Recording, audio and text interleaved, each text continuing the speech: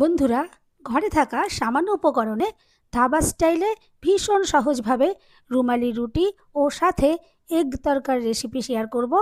আর রুটিগুলো দেখে বুঝতেই পারছেন কতটা ট্রান্সপারেন্ট। যেমন কাগজের মতো পাতলা, তেমনি রেশমের মতো নরম মোলায়েম হয়েছে। যেমন খুশি ভাঁজ করুন, ছিঁড়ে ফেটে যাবে না, দুদিন থাকলেও শক্ত হয়ে যাবে না। দেখুন কত সহজেই রুটিগুলোকে আলাদা করে নেওয়া যাচ্ছে। আর সব থেকে বড় কথা, সময় ভীষণ কম লাগবে। মাত্র 5 মিনিটেই 15 থেকে 20 পিস রুটি ইজিলি ভেজে নিতে পারবেন। রুটিগুলো কিভাবে রেশমের মতো নরম মোলায়েম রাখতে পারবেন থাকবে তারই সহজ টিপস। সম্পূর্ণ ভিডিও দেখতে থাকুন। রেসিপি ভালো লাগলে লাইক, শেয়ার, কমেন্ট ও সাবস্ক্রাইব করে পাশে থাকবেন। দেখে নেওয়া যাক আজকের রেসিপি।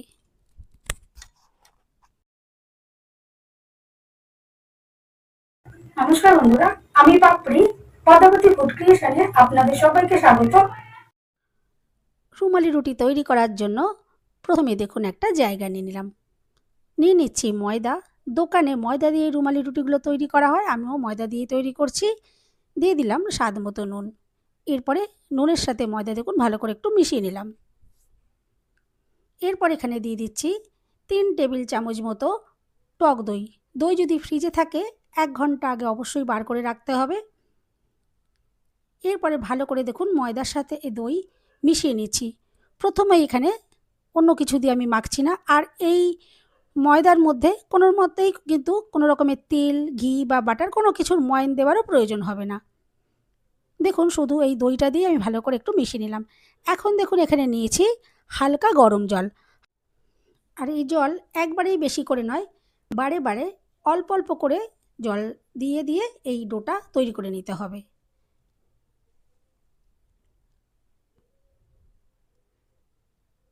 দেখুন আমি খুব ভালো করে এটা মেখে নিচ্ছি। আর এখানে ডোটা মিডিয়াম করে তৈরি করব, খুব বেশি শক্তও নয় আবার খুব নরমও নয়। দেখুন এখানে মসৃণ করে ডোটা আমি তৈরি করে নিলাম। আর এই ডো তৈরির জন্য কোনো রকমের তেল, ঘি, বাটার কোনো কিছুরই ব্যবহার আমি করিনি। এখন চাপা দিয়ে রেস্টে রেখে দিচ্ছি। ততক্ষণে তরকাটা তৈরি করে নেব। দেখুন এখানে আমি যে তরকার যে ডাল হয়, সবুজ মুগ ডাল, এটা আমি 4 ঘন্টা আগে ভালো করে ভিজিয়ে দিয়েছিলাম। এটা আগে প্রথমে ভালো করে 2-3 বার জল পাল্টে পাল্টে ধুয়ে দেখুন পরিষ্কার জলে আমি এটা ভিজিয়ে নিয়েছিলাম। এরপরে দেখুন ডালটা আমি প্রেসার কুকারে 3টে সিটি দিয়ে সেদ্ধ করে নিয়েছি।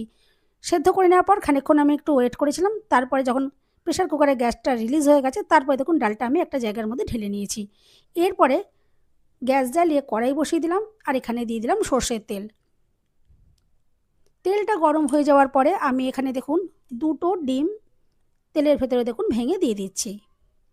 চাইলে এখানে আপনারা ডিমের সংখ্যা কম বেশি করতে পারেন। এরপর দেখুন নাড়াচাড়া করে ডিমের ভুজিয়াটা তৈরি করে নেব।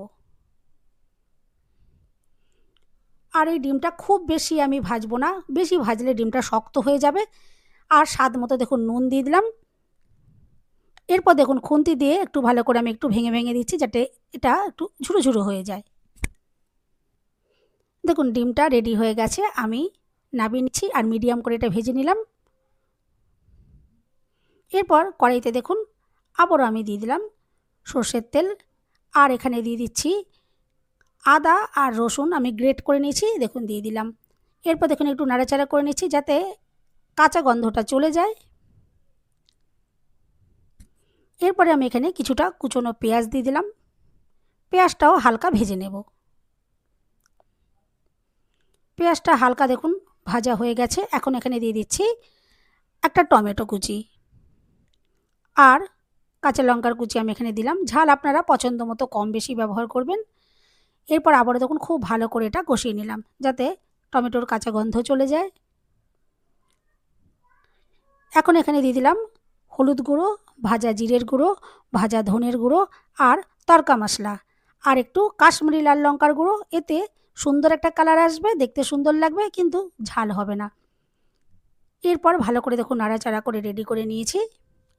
মশলাটা খুব সুন্দরভাবে কষানো হয়ে গেছে।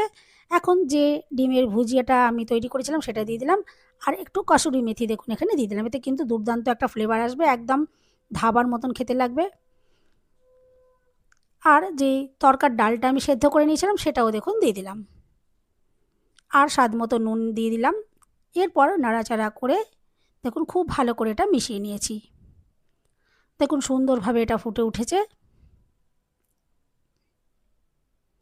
এখন এখানে আরও একটু আমি কসুরি মেথি দিয়ে দিলাম। আর একটা হাতার ভেতর দেখুন অল্প একটু আমি তেল নিয়েছি, আর রসুন একটু দেখুন ভালো করে ভেজে নিয়েছিলাম। আর এখন এটা আমি গ্যাস থেকে নামিয়ে নিয়ে এসেছি। গ্যাস থেকে নামিয়ে নেওয়ার পর এখানে আমি দিয়ে দিলাম একটু কাশ্মীরি লাল লঙ্কার গুঁড়ো। অবশ্যই এভাবে একটু ফোড়নটা লাস্টে দেবেন, দেখবেন দুর্দান্ত একটা ফ্লেভার আসবে, খেতে অসাধারণ লাগবে। যেমন স্বাদ হবে তেমনি গন্ধটাও সুন্দর আসবে। দেখুন তড়কা একদম রেডি, একদম ধাবা স্টাইলে দেখুন তড়কাটা আমি রেডি করে নিয়েছি। আলাদা একটা জায়গার ভেতর দেখুন এটা আমি ঢেলে নিলাম। এরপর যে ময়দাটা আমি মেখে রেখেছিলাম এটা সুন্দরভাবে রেস্ট করা হয়ে গেছে।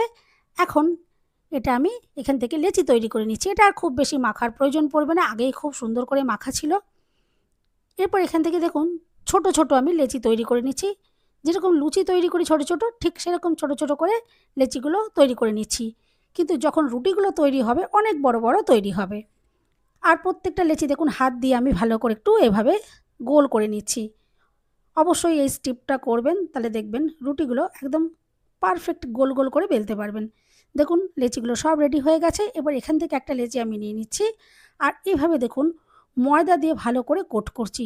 আশা করছি আপনারা দেখে নিশ্চয়ই বুঝতে পারছেন। দেখুন ঠিক এইভাবে দুটো লেচি দিয়ে দিয়ে আমি এভাবে রেডি করে নিচ্ছি। দেখুন ভালো করে ময়দাগুলো আমি মাখিয়ে নিচ্ছি গায়ে। এভাবেই সমস্ত লেচিগুলো দেখুন আমি রেডি করে নেব। দেখুন সমস্ত লেচিগুলো রেডি করা হয়ে গেছে। এরপর এখান থেকে একটা লেচি আমি নিয়ে নিচ্ছি আর সামান্য গুঁড়ো ময়দা দিয়ে বেলে নেব।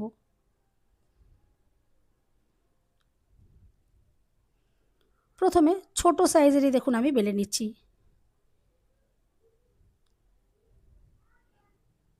দেখুন ছোট করে বেলে নিয়েছি, লুচি টাইপের। এরপর আমি আরও একটা বেলে নিচ্ছি।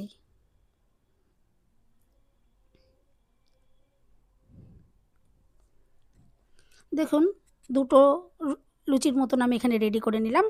এরপরে একটা লুচির মতো আমি নিয়ে নিয়েছি, ওপর থেকে দেখুন সাদা তেল ব্রাশ করে দিলাম, আর একটু গুঁড়ো ময়দা ছড়িয়ে হাত দিয়ে দেখুন ভালো করে মাখিয়ে দিলাম। এখন আরেকটা যে লুচির মতো আমি বেলে রেখেছি সেটা দেখুন ওপর থেকে এভাবে দিয়ে দিলাম। ভালো করে এর ওপর দেখুন আমি একটু এটা সেট করে নিয়েছি। এরপরে সামান্য গুঁড়ো ময়দা ছড়িয়ে বেলে নিচ্ছি। এভাবে যদি বেলা হয় দেখবেন খুব পাতলা করে, একদম কাগজের মতো পাতলা করে বেলতে পারা যাবে। একটা যদি বেলা হয় তাহলে কিন্তু এরকম পাতলা করে বেলা কখনোই সম্ভব হবে না। দেখুন বড় আর পাতলা করে আমি বেলে নিয়েছি। এরপর একটা ফ্রাই প্যান প্রথমে ভালো করে গরম করে নিয়েছি, তারপর দেখুন রুটি এখানে দিয়ে দিলাম। আর দেখুন এরপর কয়েক সেকেন্ড পরে এটা উল্টে দিচ্ছি। আর এই রুটি তৈরি হতে কিন্তু কয়েক সেকেন্ড মাত্র সময় লাগবে, যেহেতু খুবই পাতলা এগুলো কিন্তু বেশি সময় ধরে ভাজা যাবে না। বেশি সময় ধরে ভাজতে গেলে শক্ত হয়ে যাবে। সেকেন্ডের মধ্যেই দেখুন আমি এগুলো উল্টে পাল্টে ভেজে নিচ্ছি। দু পিঠ দেখুন একটু সুন্দরভাবে এভাবে ভেজে নিলেই কিন্তু এই রুটি রেডি হয়ে যাবে। এই রুটি মোটা নয়, যেহেতু একদম কাগজের মতো পাতলা তৈরি হবে, সেই জন্য ঠিক এইভাবেই এটা নামিয়ে নিতে হবে। কয়েক সেকেন্ডের মধ্যেই দুটো রুটি রেডি হয়ে যাবে। আর দেখতে একটু সাদা লাগলে কি হবে, এই রুটি কিন্তু কোনো মতেই কাঁচা থাকবে না, দেখবেন খুব সুন্দরভাবে কুক হয়ে যাবে। দেখুন আমি আবারও রুটি দিয়ে দিয়েছি, আর দেখুন কত সহজেই এই রুটি কিন্তু তৈরি হয়ে যাচ্ছে, আর খুব ইজিলিভাবে এই রুটি বানাতে পারবেন। আর রুটি হয়ে যাবার পর আমি এভাবেই নামিয়ে রাখছি। পরে আমি এখান থেকে রুটি আপনাদেরকে সেপারেট করে দেখাবো, দেখবেন কত ইজিলি দুটো রুটি কিন্তু এখান থেকে সেপারেটও করে নেওয়া যাবে। দেখুন কত সুন্দরভাবে ফুলে উঠছে, আর দেখে তো বুঝতেই পারছেন যে কতটা নরম হতে পারে। দেখুন আর রুটি হয়ে যাওয়ার সাথে সাথেই ঠিক এইভাবে তাওয়া থেকে নামানোর পরেই এভাবে একটা জায়গার ভেতরে রেখে অবশ্যই চাপা দিয়ে রাখবেন, তাহলে দেখবেন রুটিগুলো খুব সুন্দর নরম থাকবে। কখনোই কিন্তু খোলাভাবে রেখে দেবেন না, তাহলে রুটি শক্ত হয়ে যেতে পারে। দেখুন একে একে আমি রুটি ছাড়িয়ে নিয়েছি, আর তারপরে একটা রুটি আপনাদেরকে ছাড়িয়ে দেখিয়ে দিলাম। দেখুন কত ইজিলি এই রুটি একটার থেকে আরেকটা সেপারেট করা যাচ্ছে। আর রুটির কোয়ালিটি দেখে বুঝতেই পারছেন যে কতটা কাগজের মতো পাতলা তৈরি হয়েছে, আর কতটা নরম তুলতুলে। দেখুন হাতের মুঠোর মধ্যে নিয়ে নিলে দেখুন কোনো রকমভাবে ছিঁড়ে ফেটে যাবে না, যেমন খুশি তেমন দেখুন ভাঁজ করতে পারবেন, কোনো রকম এই রুটি নষ্ট হয়ে যাবে না বা ছিঁড়ে ফেটে যাবে না, ভেঙে যাবে না। দেখুন সব রুটিগুলো আমি সুন্দর করে রোল করে নিয়েছি। কতটা অসাধারণ দেখতে লাগছে। দেখুন তারপর দেখুন আমি রুমালের মতো করেও ভাঁজ করে নিয়েছি। আর দেখুন এখানে যে দুর্দান্ত স্বাদের এগ তরকাটা তৈরি করেছিলাম, দেখুন সেটাও দেখুন বাটির মধ্যে আমি নিয়ে নিয়েছি। আর এরপর রুটি আরেকটু আপনাদেরকে দেখিয়ে দিই যে কতটা দুর্দান্ত তৈরি হচ্ছে, কতটা ট্রান্সপারেন্ট। আশা করছি আপনারা তো দেখে বুঝতেই পারছেন, একদম রেশমের মতো দেখুন নরম মোলায়েম তৈরি হয়েছে। হাতের মুঠোয় নিলেও কিন্তু ছিঁড়ে ফেটে যাচ্ছে না। বন্ধুরা, রেসিপি ভালো লাগলে একটা লাইক দিতে একদম ভুলবেন না। চ্যানেলটা সাবস্ক্রাইব করে পাশে থাকার অনুরোধ রইল। সবাই সুস্থ থাকবেন, ভালো থাকবেন। দেখা হবে নেক্সট ভিডিওতে। ভিডিওটা শেষ পর্যন্ত দেখার জন্য সবাইকে রইল অসংখ্য অসংখ্য ধন্যবাদ। দেখুন কতটা দুর্দান্ত তৈরি হয়েছে, কতটা সফট। দেখুন এরপর একটু রুটি ছিঁড়ে দেখিয়ে দিই। এতটাই সফট, 3 আঙুলে দেখুন রুটি ছিঁড়ে নেওয়া যাচ্ছে। আর দুর্দান্ত স্বাদের এই তরকার সাথে অসাধারণ লাগবে। অবশ্যই এভাবে একবার ট্রাই করে দেখবেন। একদম ধাবার যে স্টাইল, যে টেস্ট এই তরকার ভেতরে আপনারা পাবেন। অবশ্যই এভাবে একবার ট্রাই করতে পারেন। আশা করছি আজকের রেসিপি আপনাদের ভালো লাগলো।